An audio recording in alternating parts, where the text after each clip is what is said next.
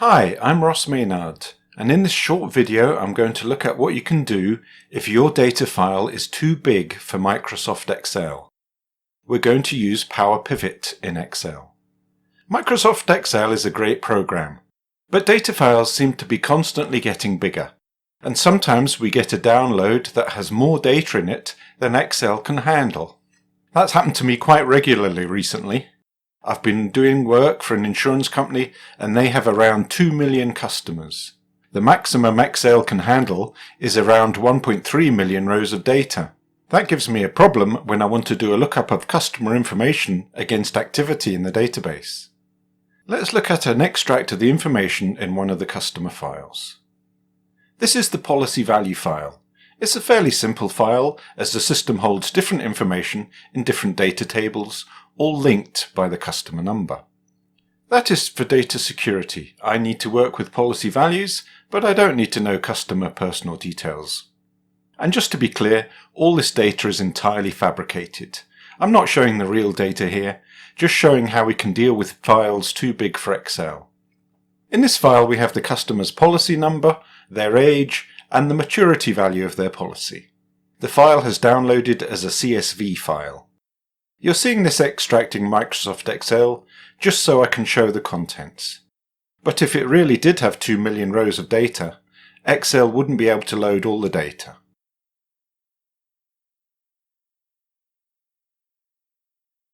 I'll close that and go to the other file I want to compare it to, the customer activity file.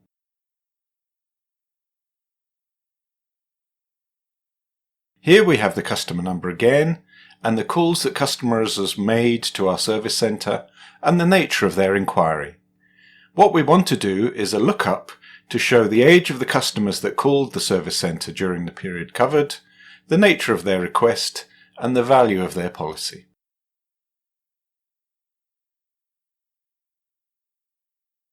If both files fit into Excel, it would be easy to look up one against the other using the XLOOKUP function, or VLOOKUP if you're still using that. Though if you are, I urge you to look at the new XLOOKUP function as it's much easier to use and more flexible. But our customer value file is too big for Excel, so we're going to have to do something slightly different. We're going to have to use PowerPivot in Microsoft Excel. PowerPivot is an add-in to Excel. If you don't see it in your ribbon menu, you can go into File Options, and then down to Add-ins, then Manage COM Add-ins, and enable it. PowerPivot has the ability to work with data spread over multiple tables, like a relational database. This allows the creation of a single pivot table combining data from multiple source tables. Also in PowerPivot, there is no limit to the number of rows of data that can be stored. You can have millions of rows of data. This means we can work with files in PowerPivot that are too big for Excel itself, and we can export the summary results to Excel for further analysis or presentation. Let's get started. First, let's open a blank Excel spreadsheet and give it a name. I'll call mine PowerPivot Quick Insight.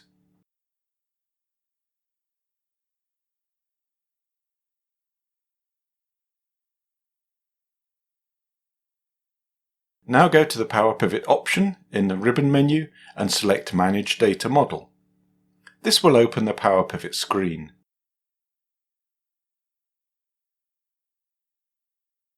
From the Home menu, we select From Other Sources, then choose Text File from the options.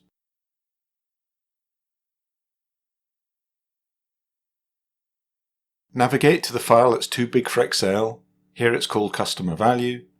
Select it and bring up the preview screen. Select Finish.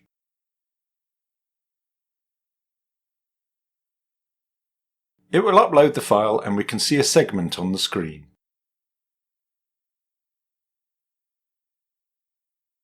Now I'm going to load the customer activity file. Again, I go to the From Other Sources option. This time I select Excel as the customer activity file is an Excel file.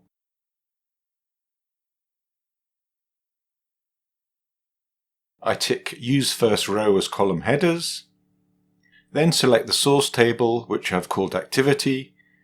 I choose Finish,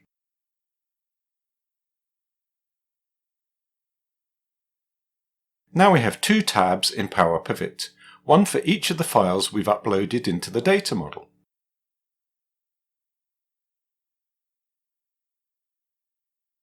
In the activity table, I want to pull in the customer's age and their policy value. To do that, we need to link the two data tables. In PowerPivot, on the right-hand side of the Home menu, I click Diagram View.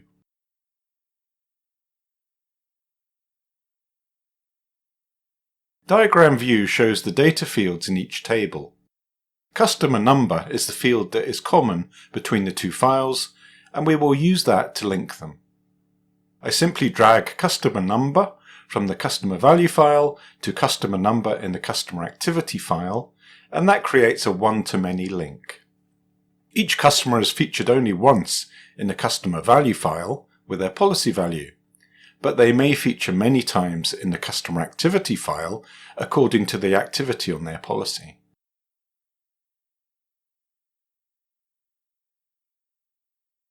Now that the files are linked, we can go back to Data View.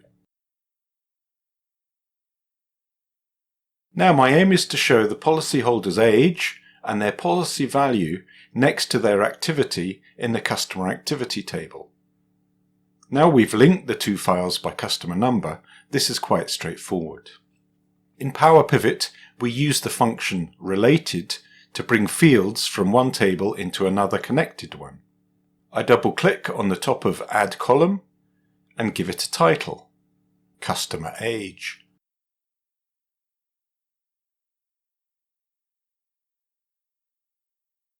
Then in the first row of the table, I type the formula in a similar way as I would in Excel. I type equals related, open bracket.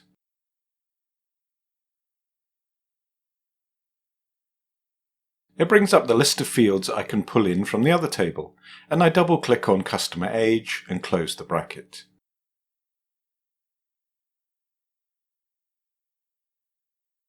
It brings the age of each customer through. Now I'm going to do the same for policy value. I double-click in the next column and add the title, Policy Value.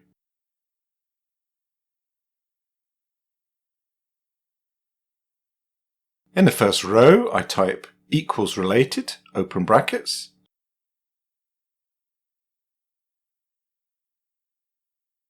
And I select the data field I want, which is policy value, and double-click on that and close the bracket.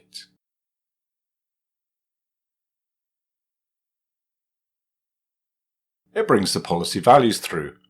I just want to change the format of this column to currency dollars.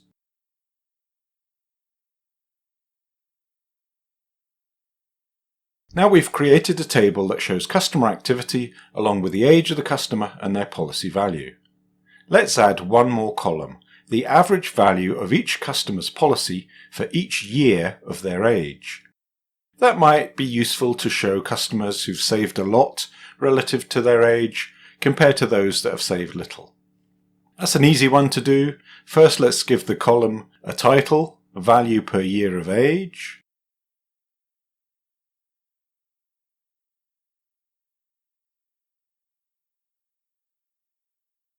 Then in the first row we do exactly what we would do in Excel. We type equals and double-click on the policy value in that row. Then type the divide sign. Then double-click on that customer's age. And press return, and there we have it. I'll sort the column value to show the customers who've saved the most relative to their age.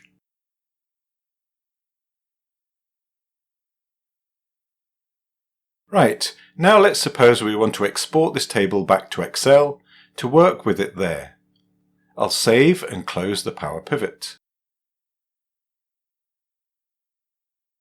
And it takes me back to my blank Excel sheet. Go to the Data menu, and on the left-hand side we see the Get and Transform Data section. Select Existing Connections, click on the Tables tab, select the table we want, which is the activity table, click Open, and then we just select where we want to put the table. I'll select cell A1 and click OK.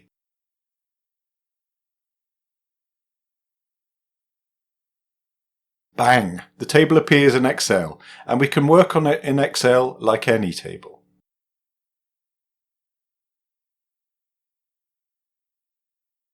Right, before we finish this quick insight, I'm just going to quickly show the most powerful function available in PowerPivot, and that is Calculate.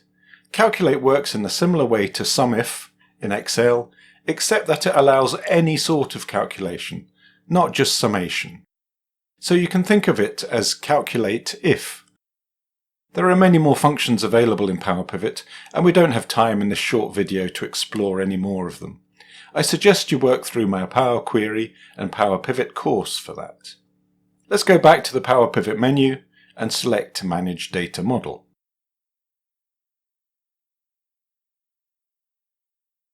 That takes us back into PowerPivot, and I go into the Customer Value table. As I said, Calculate is a type of if function. So let's say I want to calculate the total value of policies where the customer is aged 55 or over. That means they are near or over retirement age and might be expected to cash their policies soon. We see towards the bottom of the table there is a grey line. The area below this line is where we put what PowerPivot calls measures. These are basically calculations based on the whole table. First, let's count the number of customers who are 55 or over. Below the policy value column, I type equals calculate, open bracket,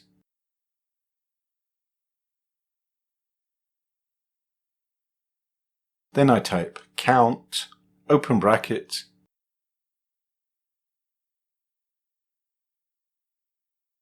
then I select the column that I want, which is customer age in the customer value table, and double click on that.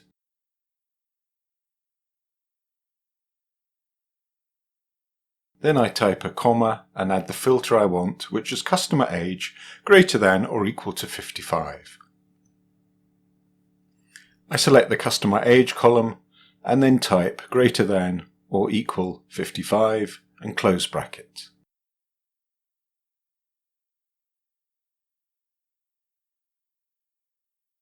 That tells me there are 350 customers aged 55 or older. I can change the name of this measure from measure 1 to number of customers aged 55 or older just by typing over it in the formula bar.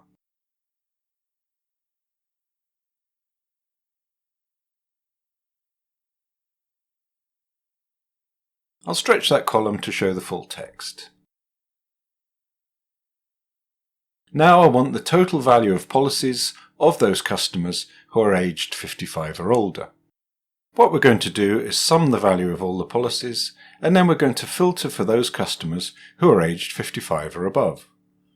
Let's do it in 2 stages. First, we'll calculate the total value of all the policies. The formula, as it would be in Excel, is equals sum, open brackets, policy value, close brackets.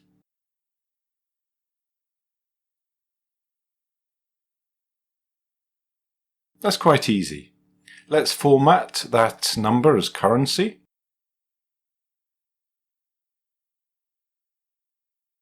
And we see that the company holds approximately $2.7 billion worth of policies. Next, we want to introduce a filter so that it only sums those policies where the customer is aged 55 or older. That is where the calculate function comes in. In front of the sum expression, we type calculate, open bracket.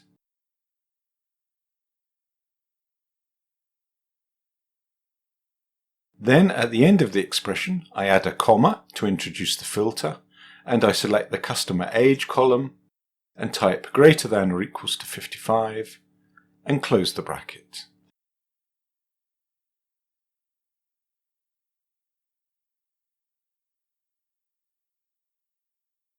This applies the age filter, showing we have around $1.5 billion of policies where the customer is age 55 or older. And we could add further filters if we had other characteristics to filter on. The calculate function can be used with a whole array of functions, not just some, and I encourage you to experiment with it. And that's all for this quick insight video. I hope it gives you a starting point to get to grips with PowerPivot, where you have files that are too large for Excel. There's plenty more to learn with PowerPivot. I wish you luck. I'm Ross Maynard. Thank you for watching. Goodbye.